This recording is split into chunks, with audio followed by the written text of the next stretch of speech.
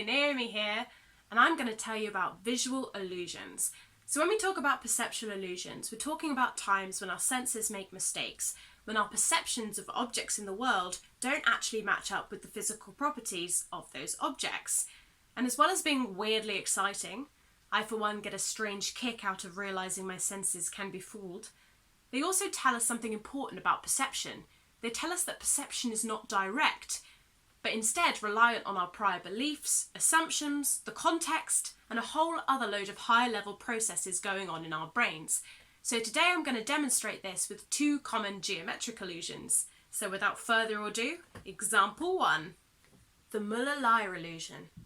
So if I were to ask you on pain of death, which of these two lines you thought was longer than the other, and I'll give you a second to think about it now. The vast majority of people would say the top one with the arrowheads pointing in. Now, as you may have guessed, the two lines are actually exactly the same length. So why is it the vast majority of people would say that the top line is longer than the bottom line? And just to prove to you that I'm not lying and they definitely are the same length. Example 2, the Ebbinghaus illusion. Now imagine I ask you to tell me which of the two central circles is the larger of the two. So either this one or this one.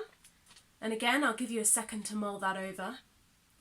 Then the vast majority of people would say that this circle was larger, this circle surrounded by the smaller circles. But surprise, surprise, the two circles are actually exactly the same size.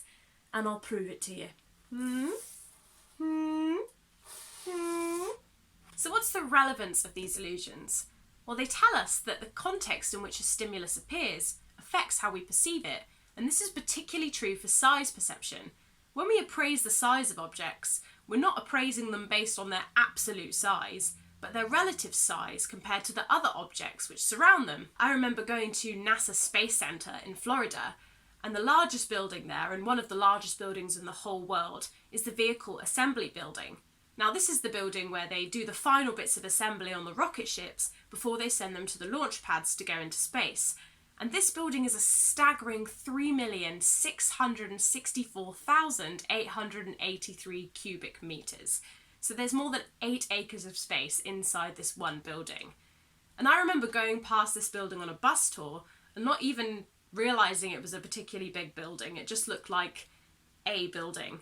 It was only afterwards, when somebody told me how many double-decker buses could fit in that building, that I realised how staggeringly large it was.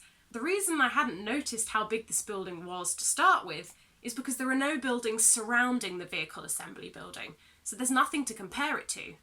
And that just goes to show, when it comes to visual perception, context counts.